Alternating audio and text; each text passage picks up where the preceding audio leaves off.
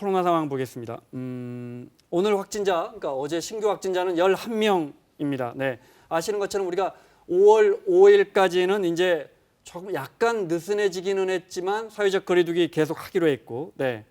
구체적 지침을 내놨는데 뭐 특별히 우리가 지금 하고 있는 거예요. 네. 그거하고 뭐 크게 뭐 지금 달라지지는 달라지는 건 않았습니다. 없습니다. 그렇지만 오늘 이제 그 저 개인적인 지금 나오는 거죠. 개인적으로 기본적인 수치 뭐 지금까지 늘상 해왔던 거죠. 그리고 또 저 중에 상당수는 익숙해지고 있습니다. 우리가. 그렇죠. 네. 또 저거 말고도 개인 말고 집단 방역 수칙으로 해서 뭐 방역 관리자를 지정하고 발열 확인을 이제 계속 해야 된다. 뭐 이런 것도 지금 하고 있는 거지 않습니까? 네. 근데 앞으로 조금 더 구체적인 지침은 내일 모레 한 20여 종을 갖다가 새로 지침을 이제 그 배포를 한다고 해요. 네. 또 거기서 이제 생활 지금까지 저보다는 약간 좀 더 좀 그 생활을 할 수 있게끔 그런 방역 지침을 이제 새로 마련한다는 거겠죠. 네. 그런데 일상에서 확연하게 느껴집니다. 우리 어떤 사회적 긴장감이 떨어지는 거, 느슨해지고 있는 거. 특히 뭐 이것저것, 특히 연휴가 징검다리 휴일이 있다 보니까 뭐 지금 예약이 그렇게 막 붐빈다고요, 벌써. 어마어마하게 되고 있습니다. 4월 말 5월 초 이제 석가탄신일부터 연휴가 있지 네. 않습니까? 그때 대표적인 게 제주도입니다. 제주도 2월달 경에는 아마 코로나19 한참일 때는 3,000원까지 이 항공료가 떨어졌었는데 10만 원대로 저게 뭐죠? 네, 튀었습니다. 예약. 예약할 때 예약 네. 상황이라고 하는데 제주 항공권이 10만 원에서 11만 원 사이를 왔다 갔다 하고 있는데 그나마도 없이 저 다 지금 매진. 색깔이 그려진 부분은 예약이 밑에 보니까 전부 마감됐고요. 예, 마감됐고요. 이제 숙박업소 같은 경우도 호텔이나 콘도미니엄 같은 곳들 뭐 네. 이런 곳들이 한 70% 가량 다 예약이 다 꽉 찼다고 그랬고 제주도 차원에서는 그래서 공항하고 항만에 방역에 엄청난 비상이 걸려 있는 상황입니다. 육지에서 네. 갑작스럽게 많은 사람들이 쏟아져 들어오고 있고요. 그래서 저희가 진짜인가 강원도 쪽에 유명한 리조트를 한번 검색해봤어요, 우리 작가분들이. 네. 강원도 역시 상황이 비슷합니다. 그랬더니 거기는 진짜 예약이 안 항공권이 돼요. 아니라 네. 예약된 곳들, 뭐 콘도미니엄 같은 네, 경우에는 뭐 여기는 700실 강원도의 유명한 리조트인데요. 설악산 설악산에 아마- 있는 그 날짜는 전부 예약이 안 되죠? 또 저희가 있습니까? 770실입니다. 지금 나온 700, 데는 여기는 또 다른 곳인데 저기는 강원도 1000실. 홍천의 유명한 리조트인데 우리가 이름만 들어보면 알만한데 네. 저기도 역시 1000실 네, 1000실인데 방 1000개가 다 예약이 끝났단 꽉 차 말이에요. 있고요. 나머지 군데 곳들도 거의 80% 이상이 예약이 돼 있어서 네. 지금 저희 코로나 확산하는 강원도에서도 강원도 이쪽으로 이 여행 갔다가 한꺼번에 더 확진된 분들도 네. 나왔지 않습니까? 굉장히 사실은 너무 많이 몰리시는 것 같아요. 이게 참 정부 입장에서는 그렇다고 계속 가져갈 수도 없고요. 또 그렇죠. 경제도 있고 일하시는 분들 또 강원도에서 장사하시는 분들도 있고 교통이며 정세균 총리가 계속해서 그 이야기합니다. 무증상 감염자가 30%나 됩니다. 그러니까 이게- 우리가 이동하면서도 증상이 없는 분들. 대표적인 네. 경우가 이제 얼마 전에 부산에서 20일 넘게 이제 확진자가 안 나오다가 갑작스럽게 확진자가 나왔는데 네, 모녀. 이게 이제 모녀인데 네. 딸이- 부녀였죠, 부녀. 네. 그렇죠. 딸이 부산 의료원에서 간호사로 네. 있다가 본인이 이게 감염된 사실을 모른 채 집에 생활하는 바람에 아버지가 또 감염이 됐고 네. 그 과정에서 이 접촉자가 거의 1000명 가까이 나오는 바람에 부산 지역에 바짝 긴장했던 일이 있었지 않습니까? 네, 네. 그게 30% 가까운 무증상 감염 그렇습니다. 때문에 벌어진 일이고 우리 방역당원 30% 정도, 근데 미국 같은 경우에는 40%, 러시아에서는 한 45%까지도 무증상이 지금 보고가 되고 있어서 지금 이야기하신 그 부녀 감염 중에 아버지는 거의 열흘 다 돼서 증세 나오고 그렇죠. 무증상이었다가 열흘간 확진된 게. 확진된 게 뭐 네. 교회도 다니시고 사회생활도 하시고 하셨기 맞습니다. 때문에 네. 그분을 탓할 수가 없는 상황이었던 거죠. 그 분야를. 또 하나 관심 갖는 게 항체를 몇 %나 갖고 있느냐 이 부분 좀 이야기 좀 해보겠습니다. 그러면 이제 우리가 한번 앓으면 그러면 이제 그 다음부터는 면역이 생기는가? 네, 방역 당국 이야기 들어보겠습니다. 네덜란드 지역에서 이루어진 연구 같은데 혈청 역학적 연구를 통해서 보면 유행이 많이 발생한 지역인데도 항체가 생성된 율 자체가 2, 3%밖에 안 되더라. 또는 다른 지역의 경우도 겨우 10%를 조금 넘는 정도더라. 따라서 그 나머지는 최소한 항체 형성도 안 됐다는 얘기이기 때문에 항체가 형성됐다 하더라도 방어력이 있다 없다는 또 그 다음 문제고 방어력이 있다 하더라도 그 항체가 얼마나 오래 지속될 거냐 하는 것은 또 다른 문제입니다. 따라서 그 모든 것을 고려하면 아마도 지금 강력한 사회적 거리두기 등을 통해서 우리가 코로나19의 유행을 잘 통제하고 가라앉혀 왔는데 이 부분이 언제든 다시 유행할 수 있고 또 이러한 재유행은 지금의 여러 가지 상황으로 볼 때는 올 수밖에 없는 상황이기도 하다라는. 저 이야기는 지금 계속 나옵니다. 재유행은 또 올 수밖에 없다. 네, 우리 방역 당국에서 계속 일부러 저걸 강조하는 것 같습니다. 연일. 네, 저걸 좀 저게 지금 그러니까 네덜란드 같은 경우에 2, 3%라는 게 그쪽 지역을 전부 뭐 감염된 사람 아닌 사람 일반 시민들 다 확인해 보고 했더니 항체가 생긴 사람이 2에서 3%밖에 안 되더라. 그러니까 그 오늘 저 권준욱 부본부장의 이제 브리핑이 조금 좀 그 이해가 좀 잘못돼 전달된 부분들이 좀 있어요. 네, 오늘 신문 네. 그 기사도 보니까는 네. 저게 그러면 한번 걸렸던 사람들도 항체가 면역이 생기는 왜 확률은 3%밖에 안 3%밖에 안 되는 거냐? 되냐? 그건 아니고. 그건 아니고. 네.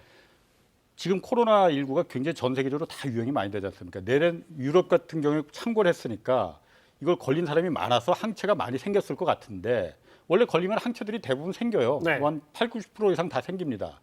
그런데 막상 조사해 보니까는 네덜란드 국민도 한 7천 명 무작위로 뽑아서 해보니까 3%밖에 항체가 없더라. 그 중에는 확진된 사람도 있고 내가 그렇죠. 걸렸는지 모르고 그냥 안 걸린 자연스럽게 사람도 나와버린 있고, 사람도 있고. 그렇죠. 네. 그러니까 한 지난번에 왜 스웨덴에서 집단 면역을 실험을 한다고 한번 해서 네. 논란이 됐었잖아요. 전 국민 한 60% 정도가 코로나19에 걸리면은 이 코로나19 바이러스가 들어온다 하더라도 이 바이러스가 다른 숙주를 찾아갈 데가 없으니까. 네, 그 왜냐면 사람에서 멈춰버리죠. 대부분 걸려 그 사람은 있으니까는 이미 감염이 돼서 넘어가지 항체가 못하거든요. 생겼으니까. 네. 그러니까 자연적으로 이제 이게 소멸될 것이다라고 그게 바로 집단 면역이라는 거거든요. 네. 그러면 한 60% 정도의 사람들이 이 항체가 생겨야 되는데 네. 보니까 네덜란드 같은 경우도 3%밖에 안 되더라. 네. 그러니까 이 집단 면역이라는 게 거의 불가능하다라는 걸 불가능하다기보다는 매우 위험하다. 네. 그렇게 되려면 더 많은 사람들이 정말 자, 죽어나가야 된다. 아직 구체적인 내용들이 많이 안 나오고 있지만 지금까지 나오는 거 보면 일단 분명한 건 항체가 잘 안 생긴다. 이 부분은 우리가 몇 %까지 단언할 수는 없지만 이게 항체가 잘 안 생긴다. 일단 용어를 좀 항체라는 네. 말 많이 들으셨지만은 네. 바이러스라는 게 일단 내 몸에 적군으로 들어오면은 내 몸에서 싸우다가 내 몸에 어떤 유전자들이 DNA들이 막 이 바이러스를 적군을 물리칠 수 있는 전투병을 이제 막 만들어냅니다. 네. 그게 바로 전투병이 이제 항체거든요. 백신을 맞으면은 이제 그 백신은 이제 밖에서 인위적으로 들어와서 전투병을 대신 만들어 주는 거고. 그런데 독감 백신 같은 경우에도 독감 백신을 맞으면은 네. 젊은 사람 같은 경우는 한 7, 80% 정도는 항체가 생기거든요. 근데 노약자들은 고령층에서 한 이게 3, 40% 정도밖에 안 생겨요. 네. 항체가 다 생기는 게 아니거든요. 네. 근데 이런 코로나19 같은 경우에는 어쨌든 확진자가 걸렸으면은 아마 항체는 많이 생겼을 것 같아요. 그런데 어느 정도 네. 생겼을지는 아직 모르지만은 항체가 생겼다고 해서 꼭 다음에 이 코로나19에 다시 안 걸린다. 홍역은 한 번 걸리면 다시 안 걸리잖아요. 그렇습니다. 네. 항체가 면역 기능을 발휘하기 때문에 전투병이 굉장히 센 거거든요. 네. 들어오면은 코로나19가 들어오면은 무조건 싸워서 이기는 거 90% 네. 이기느냐 그게 어느 정도가 이기는지를 아직 모르겠다는 거야. 방금 저 외신도 그렇고 우리 권준욱 부본부장도 항체도 잘 안 생기지만 항체가 생겼다 해서 다시 안 걸리는 건 아닙니다. 면역 기능이 그러니까 홍역처럼 100%한 번 걸리면 두 번 다시 안 걸린다 이게 아니더라는 거예요. 그러니까 칠레 같은 나라는 코로나 항체 생겼다고 면역증을 발급하고 있대요. 근데 그다 잘못된 거네요. 그러니까 우리 방역 당국이 알면 웃을 일이네요. 네. 겨울에 다시 유행할 수밖에 없다. 우리 방역 당국이 지금 며칠째 강조하고 있는데 공교롭게 어제 미 질병통제예방센터에서 같은 주장이 나왔습니다. 들어보겠습니다.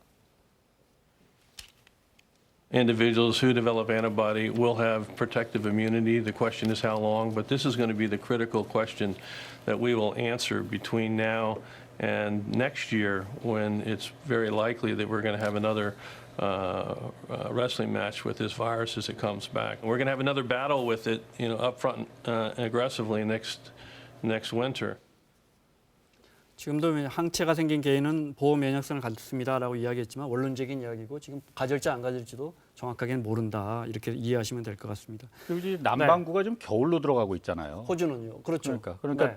원래 바이러스가 겨울에도 창궐하지 않습니까? 네. 그러니까 갔다가 다시 올라올 수 그러네요. 그러니까 예. 기본적으로 우리 방역 당국이나 우리는 이제 봄이 되니까 겨울 대비하자지만 홍상훈 기자 설명대로 호주는 이제 또 지금부터 겨울입니다. 이미 네. 호주도 코로나19가 상당히 많이 지금 확산이 돼 있는 상황인데 네. 아시겠지만 이제 바이러스 자체가 겨울철에 온도가 떨어지게 되면 바이러스 입장에서는 생존하거나 활동하기가 더 좋아지고 또 기본적으로 이제 환기도 잘 안 되고 네. 사람들이 밀집한 생활을 할 수밖에 없는 게 겨울이니까 겨울이 되면 훨씬 더 심각해질 것이다라는 예측인 거고 네. 근본적으로 이제 말씀하신 것처럼 항체나 면역력이 분명하지 않으니까 치료제하고 백신 나오지 않는 한 계속해서 싸울 수밖에 없다는 게 각국의 공통된 분석으로 보여요. 네. 저는 오늘 그 중대본 낮에 이제 발표하는 것 중에 가장 좀 그랬던 게 우리는 이제 코로나19 때문에 네. 예전에 그 생활로 돌아가는 돌아갈 수 거는 없다. 이제 네. 포기해야 된다는 뉘앙스로 말했지 않습니까? 그게 예전처럼 이제 서로 어울려서 모여서 웃고 떠들고 즐겁게 지내고 이런 거는 과거의 추억으로 남을 수밖에 없다라는 말로 저는 이해가 되더라고요. 그래서 그 참 네, 좀 그 기분이 전망이 그렇더라고요. 정말 틀리기를 간절히 바랍니다, 진짜. 네, 미국은 확진자가 무려 82만 명, 이러다 100만 명 되겠습니다. 그러니까 전 세계 지금 코로나19 확진자가 250만 명이 조금 넘거든요. 네, 그러니까 미국이 한 32% 차지하는 거예요. 그러니까 세 명 중에 한 명은 미국에서. 그렇죠. 3명 중에 한 명은 미국에서 이제 코로나19 확진자가 나왔다고 봐야 되는 거죠. 지금 다만 근데 요즘 이제 그 확진자 수가 증가 수가 한때 뭐 3만 명 넘다가 지금은 조금씩 하루에. 2만 명대 네. 지금은 아직까지는 2만 명대군요. 네. 2만 명대로 좀 줄었어요. 그렇지만은 뭐 이게 그렇다고 해서 아직까지도 2만 명, 3만 명 이렇게까지 막 확진자가 늘어가는 뉴욕주도 하루에 뭐 800명씩 죽다가 300명, 400명씩 사망자는 좀 이렇게 누그러지고는 있지만 네. 말씀하신 것처럼 하루에 400명이 지금도 죽고 있는 그렇죠. 거예요. 자, 세계 곳곳에서 특히 오늘 저희가 준비한 마지막 영상은 코로나로 고립된 가난한 나라의 서민들, 이분들은 당장 먹고 살 게 없으니까요. 그 외침을 좀 들어볼까요? 네. 자, 차에서 불이 나고 방화로 보이는데, 네, 레바논입니다. 네. 승객을 한 명씩만 태우도록 한 영업 규정을 어겨서 벌금형을 받았기 때문에 화가 나서 택시에 불을 붙여버렸습니다. 네.